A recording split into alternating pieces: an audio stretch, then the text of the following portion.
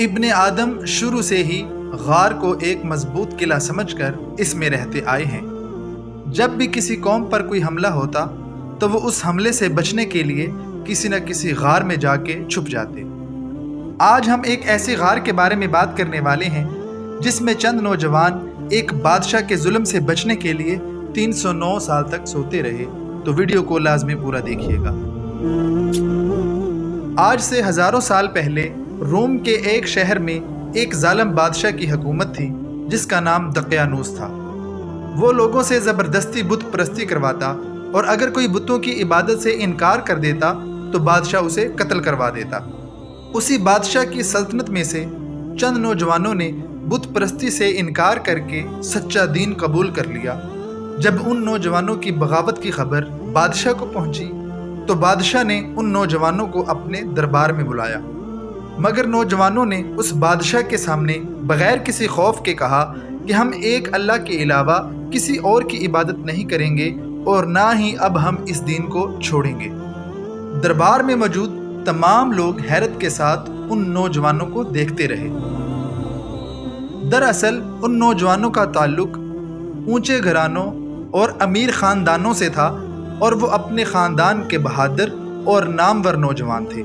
انہوں نے سرعام بادشاہ کے مذہب سے انکار کر دیا اور بادشاہ کو چیلنج کر دیا۔ بادشاہ نے جب تمام درباریوں کے سامنے اپنی بے عزتی کو دیکھا تو اس نے ان تمام نوجوانوں کو قید کرنے کا حکم دے دیا۔ بادشاہ ان نوجوانوں کو کہنے لگا تم کو سولی چڑھا دیا جائے گا۔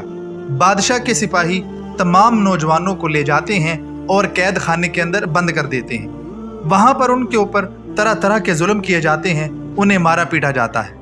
اس قید خانے کے سپاہیوں میں سے ایک سپاہی جو کہ ان نوجوانوں سے بہت متاثر تھا، اس نے ان تمام نوجوانوں کو وہاں سے رہا کیا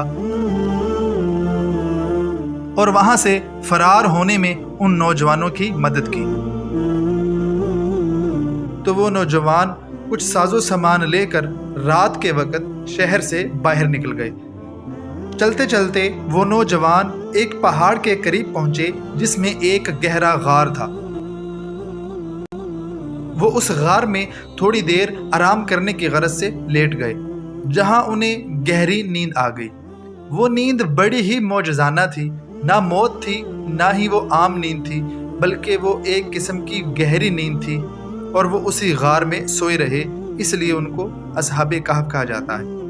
جب بادشاہ کو خبر ملی کہ وہ نوجوان اس غار میں پناہ گزیر ہیں تو بادشاہ نے اپنے سپاہیوں کو حکم دے کر اس غار کا منہ بند کروا دیا۔ تختی کے اوپر ان تمام نوجوانوں کے نام لکھ کر اور سارا واقعہ لکھ کر غار کے آگے دفن کر دیا۔ زمانہ گزرتا گیا، موسم بدلتے گئے اور وہ نوجوان اسی غار میں گہری نیند سوتے رہے۔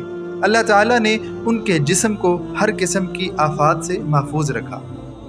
وہ اسی طرح غار کے اندر 309 سال تک سوتے رہے۔ جب وہ بیدار ہوئے اس وقت شہر میں بیدوسیس نامی ایک بادشاہ کی حکومت تھی جو کہ بہت ہی زیادہ نیک اور صالح تھا۔ بت پرستی تو اس وقت ختم ہو چکی تھی، لیکن لوگ قیامت کا انکار کرنے لگے اور اس بات سے بھی انکار کرنے لگے کہ انہیں مرنے کے بعد دوبارہ اٹھایا جائے گا۔ اس بادشاہ بیدوسیس نے اللہ تعالیٰ سے دعا کی کہ یا اللہ ان کو ہدایت دے دے اور کوئی ایسا معجزہ دکھا دے کہ وہ اللہ پر ایمان لے آئیں۔ تو اسی وقت اللہ کے حکم سے غار میں سوتے ہوئے وہ اصحاب کہف نیند سے بیدار ہو گئے۔ بیدار ہونے کے بعد وہ ایک دوسرے سے سوال کرنے لگے کہ ہم یہاں پر کتنی دیر سے سوئے ہیں۔ کسی نے کہا 1 دن، کسی نے کہا 1 دن سے بھی کم، لیکن انہیں اس بات کا علم ہی نہیں تھا کہ باہر تو دنیا ہی بدل چکی ہے اور وہ 309 سال تک اس غار میں سوتے رہے۔ جب انہیں بھوک لگی تو انہوں نے فیصلہ کیا کہ کسی ایک کو چاندی کے سکے دے کر بازار بھیجا جائے تاکہ وہ کچھ کھانے کے لیے لے آئے۔ جب ان میں سے ایک نوجوان بازار آیا تو بالکل حیران ہو گیا۔ اس نے سارے شہر کو ہی بالکل بدلا ہوا پایا۔ عمارتیں اونچی اونچی تھیں اور لوگوں کے لباس بدل چکے تھے۔ ہر طرف تبدیلی ہی تبدیلی تھی، کوئی بھی پہچان والا شخص دکھائی نہ دیا۔ آخرکار وہ نوجوان ایک دکان سے کچھ خریدنے لگا اور اسے چاندی کے سکے دیے۔ دکاندار نے جب چاندی کے وہ سکے دیکھے تو نوجوان سے پوچھنے لگا کیا تمہیں کسی جگہ سے خزانہ ملا ہے؟ یہ تو سینکڑوں سال پرانے بادشاہ کے دور کے سکے ہیں، یہ تمہیں کہاں سے مل گئے؟ نوجوان اس بات پر بحث کرنے لگا کہ نہیں، یہ اسی دور کے سکے ہیں کہ اسی اثناء میں لوگوں کا ہجوم اکٹھا ہو گیا۔ نوجوان بتانے لگا کہ کل ہمیں دقیانوس قتل کرنے والا تھا اور ہم اس سے بھاگ کر ایک غار کے اندر جا کر چھپ گئے۔ لوگ کہنے لگے دقیانوس کو مرے ہوئے 300 سال ہو چکے ہیں اور یہ تو اب بدوسیس کا زمانہ ہے۔ نوجوان لوگوں کو یقین دلانے کے لیے غار کی طرف لے چلا۔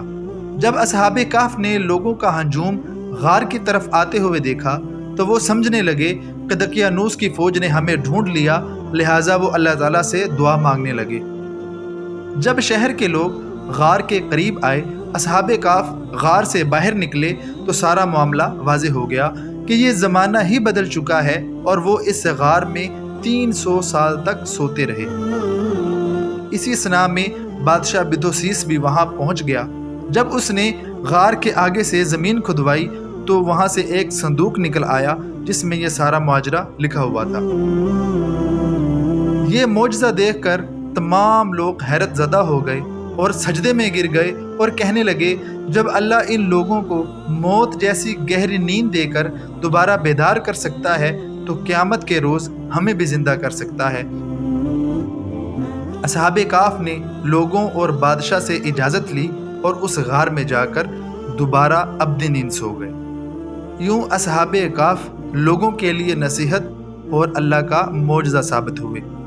اب وہ غار کہاں ہے اور اصحاب کہف زندہ ہیں یا ابھی وہ اسی نیند کے اندر ہیں، اس معاملے کو اللہ تعالیٰ ہی بہتر جانتے ہیں۔